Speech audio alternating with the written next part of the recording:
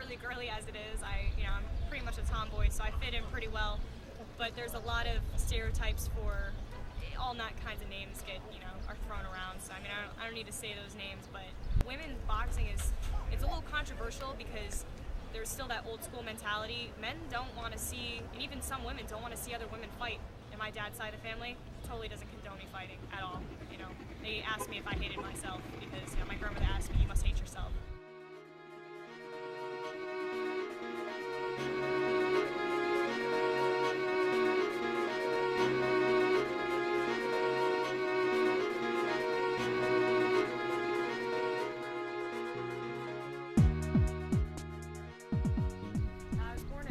Connecticut, but I was actually raised in Norway, South Paris, Maine.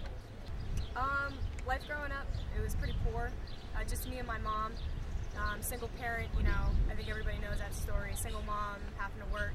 I was really little, so I was her right-hand man. We've never been, mother and daughter. We've always been, partners in crime, I guess, and just making it work happen together. Having responsibilities really young age. We lived on a farm, had a couple horses. And so, she'd work, and I was actually driving myself to school by the time I was 11. Definitely made me strong, independent. By the time I was 16, I moved out. I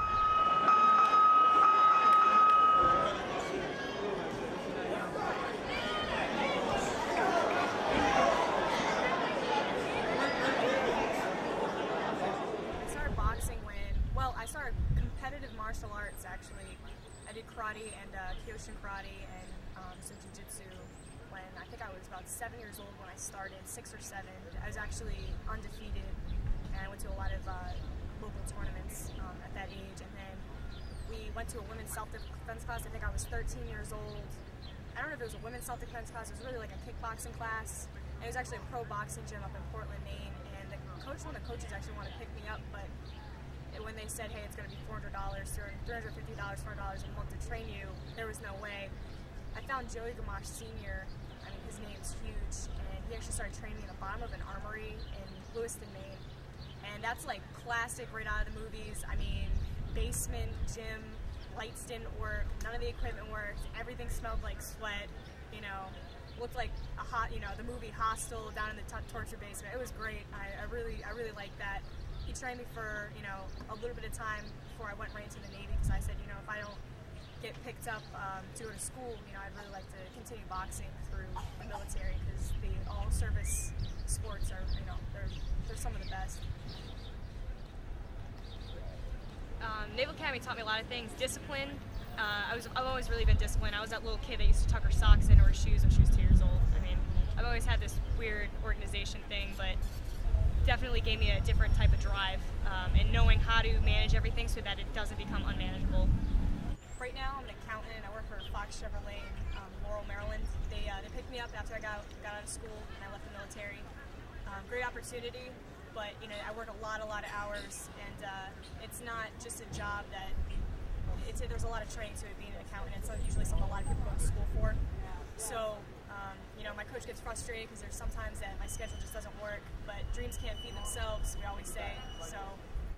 All right, over here where Matt is, got abs. Matt, you want to demo some abs for me all the way back?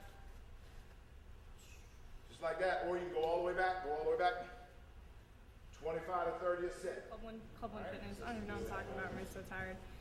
We come here to 3 days a week, come to Maximum Fitness. Tuesdays and Thursdays are usually my nights. We do what they're called strength and speed intervals, and they help with your cardio, and pretty much we time it around my boxing. She goes nonstop from the time she gets in here to the time she leaves here. So in the ring, she applies that same attitude, and that's the thing I think that'll make her a great fighter. Amelia is a joy to train. We have a father-daughter relationship. I train her just like I train the guys. She's easy to train. She'll do anything I ask her to do out there. And she works just as hard, if not harder, than any of the guys out there on the floor. All right. My name's Chris Miller, owner of Maximum Fitness. I'm actually here to talk about Amelia. She's one of my sponsored fighters. 22 years old, very inspiring person, businesswoman, boxer. She comes to my gym 3 or 4 days a week, gets her strength and conditioning in, so we get her ready for a fight. When I first met Amelia, I met her through her boyfriend, Matt. And actually, my first perception of Amelia was she's cocky as hell. Absolutely. I didn't know if I was supposed to say hell, but I said it.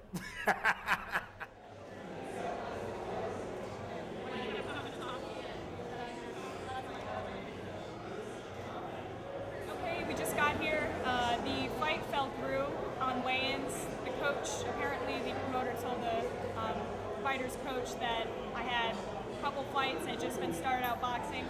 I've been with this current coach for 2 years, over 2 years now, so obviously it's not quite the case. So they don't want to proceed with an actual fight. We're trying to negotiate right now to get what's called an exhibition.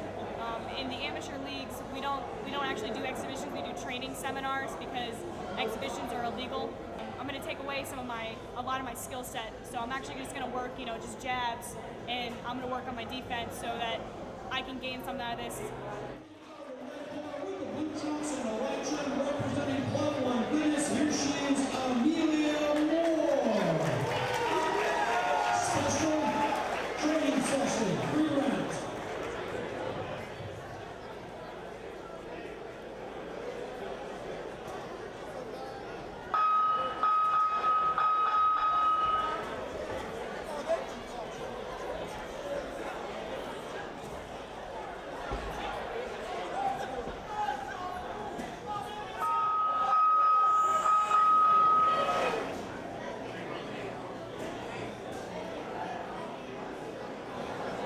It is now the ringside police first out in the ring.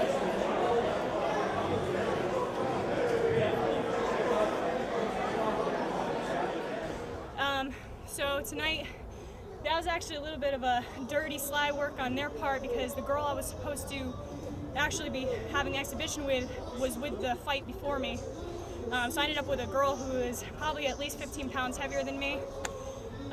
Which is fine. Like, this is what we come here for. You're supposed to be able to fight anybody, anytime, anywhere. That's what we train for.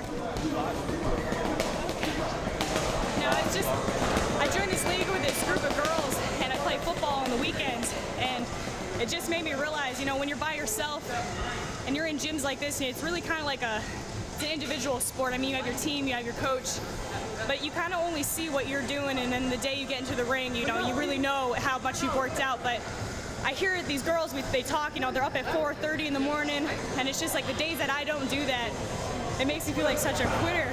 But how long is this break, though? I have no idea.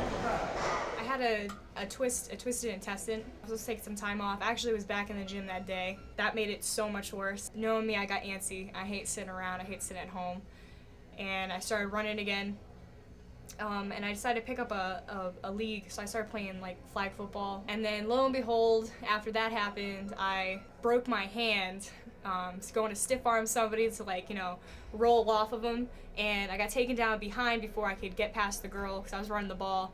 And she came down from behind, took me down from behind, and the girl in front of me folded in on me. And these 2 fingers bent all the way back, and this one, apparently it broke, it cracked, took a chip off, and then cracked the finger and the knuckle.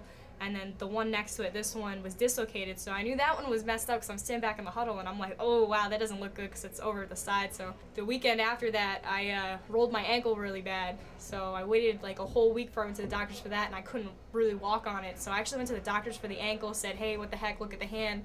Ankle's fine, no torn ligaments, but the knuckles are broken, so.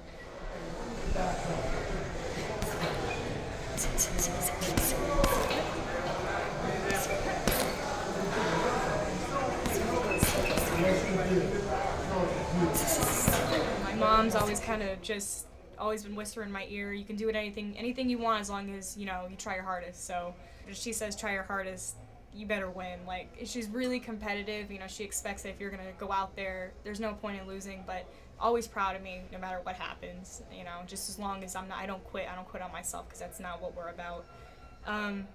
She kind of just lets me do my own thing. I don't, as long as I have a drive to do something, she backs me 100%. I have to show that real fire, and she may not be able to barely ever support me financially, but moral and that emotional support, she always tells me, just go for it, go for your dreams.